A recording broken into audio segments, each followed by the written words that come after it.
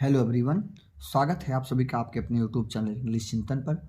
आज की इस वीडियो में हम लोग डिस्कस करेंगे कि कलेक्टिव नाउन के साथ किस प्रकार की वर्ब का यूज़ होता है, और स्पेशली हम लोग डिस्कस करेंगे जो एग्ज़ाम में पूछे जाते हैं, बहुत बार पूछे गए हैं। वो प्रश्न बनते हैं बच्चों, ज्यूरी के साथ किस प्रकार की वर्ब का यूज़ होता है। एक आपका होता है कॉमेटी, ज्यूरी, कॉमेटी, ये दो शब्द एग्ज़ाम के फेवरेट हैं। इनके साथ किस प्रकार के वर्ब का यूज़ होता है, आज की वीडियो में हम स्पेशली इन्हीं चीज़ों को डिस्कस करेंगे।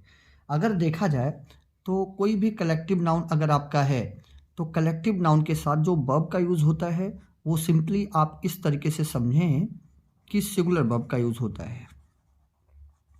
वर्ब जो यूज़ होती है वो होती है सिंगुलर। लेकिन स्पेशली ये जो ज्यूरी है और कमेटी है ये हमें कंफ्यूज करते हैं। क्यों कंफ्यूज करते हैं? क्योंकि जो ज्यूरी है और जो कमेटी है इनके साथ हमें सिंगुलर वर्ब का भी यूज़ मिलता है, और कहीं कहीं पर हमें प्लूरल वर्ब का भी यूज़ मिलता है। तो बच्चे ऑफन कंफ्यूज हो जाते हैं इसमें कि हम सिंगुलर करें और प्लूरल का यूज़ कब करें। तो अब की ये जो वीडियो आज के दिन की है इसमें हम लोग इसी पे डिस्कस कर रहे हैं।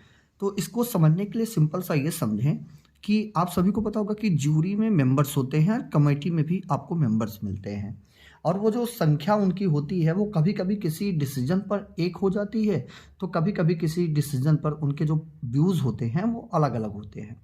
तो सपोज दैट अगर ज्यूरी के मेंबर्स, ज्यूरी या कमेटी के अगर मेंबर्स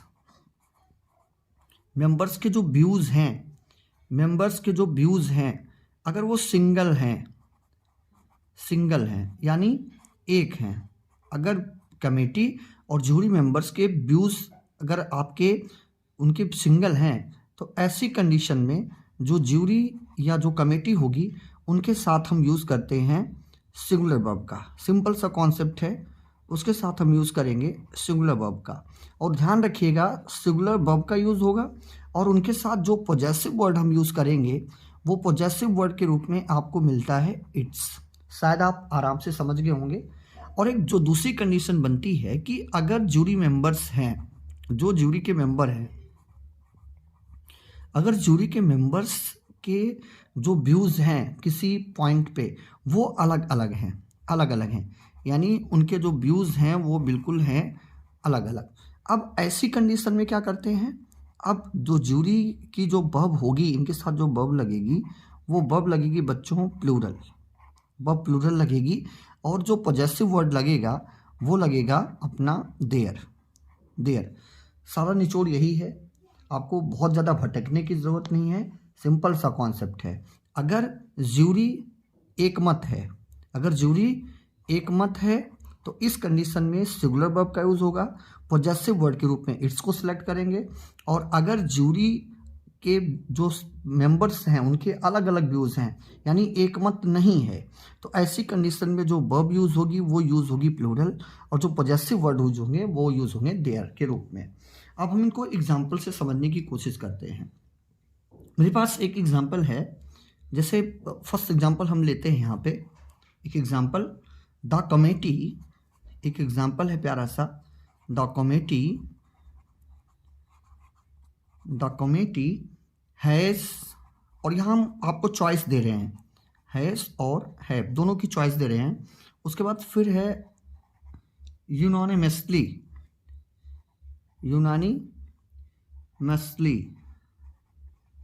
यूनानिमस और एनोनिमस, इस पर हम कभी चर्चा कर लेंगे। इसका मतलब होता है एक रूप से। उसके बाद करेंगे फिर टेकन। अब यहाँ पे भी मैं आपको ऑप्शन दे रहा हूँ, चॉइस दे रहा हूँ, इट्स है और फिर आपका है देयर, और उसके बाद फिर हमने लिखा यहाँ डिसीजन। चलो जल्दी से बताइए फटाफट से कि इसमें क्या आप कुछ समझ पा रहे हैं कि किस तरीके की चीज़ों का यूज़ हम करने वाले हैं। मैं बिल्कुल स्पष्ट कर दूं, पहले तो ये देखें कि यहाँ पे कहा जा रहा है कि द कमेटी हैज़ या have unanimously taken it's decision. ये जो यूनानिमसली लिखा गया है इसका मतलब होता है एक रूप से, एकजुट होकर, एक मत से। तो अगर यहाँ पे एक मत की होने की बात की जा रही है तो मैंने अभी बताया कि अगर जूरी मेंबर्स के मत एक हों तो हम सिंगुलर वर्ब को लेते हैं, यानी हम जाएंगे हैज के साथ, हैव का सीन यहाँ नहीं बनेगा। और अगर कमेटी आपकी एक मत है तो इस कंडीशन में देयर का कोई सीन नहीं बनने वाला, क्योंकि यहाँ पर मैंने बताया है अगर एक मत हो तो वर्ब सिंगुलर और इट्स का यूज होता है, तो यहाँ पर हम इट्स के साथ जाएंगे। मुझे लगता है कि आप लोग खूब अच्छे से इस पॉइंट को समझ लिए होंगे। ये सेंटेंस आपका बनेगा the committee has unanimously taken it's decision. एक दूसरा एग्जाम्पल हम लोग देखते हैं ज्यूरी का, एक और कंडीशन का सेंटेंस हम देखते हैं।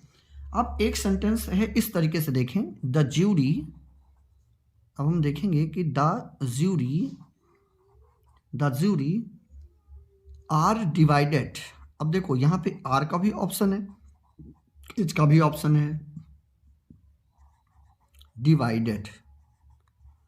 डिवाइडेड और फिर लिखा है हमने इन, यहाँ पे मैं आपको चॉइस दे रहा हूँ, इट्स और फिर हमने लिखा हिज और फिर हमने लिख दिया दियर। ये रियल टाइम के सेंटेंस है बच्चों, इसी तरीके के सेंटेंस आपको एग्जाम में मिलते हैं, तो खूब बढ़िया से इसको प्रैक्टिस कर लें। दुनिया भर के कूड़े कचरे को पढ़ने की ज़रूरत नहीं है, पढ़ो वही जो आपके एग्ज़ाम में बिल्कुल आपको मिले। ये सेंटेंस देखें, अब आपको खुद ही डिसीजन लेना है कि आप किसके साथ जा रहे हो। ज्यूरी डिवाइडेड, यहाँ पे एक शब्द मिल रहा है अपने को, डिवाइडेड। अब डिवाइड होने का मतलब कि जो जूरी मेंबर्स हैं उनके इस बिंदु पर अलग अलग विचार हैं उनके, यानी जो जूरी के मेंबर्स हैं वो एक मत नहीं है। अब इस कंडीशन में हम क्या करेंगे, जूरी को प्लूरल मानेंगे। एक मत होता तो सिंगुलर होता, यानी इज के साथ जाते, लेकिन सेंटेंस के अगर हम देखें सेंस को तो यहाँ पर जूरी के मेंबर्स अलग अलग बिंदु पे जा रहे हैं, तो इस कंडीशन में यहाँ पे आर का यूज होगा, इज का यूज नहीं होगा।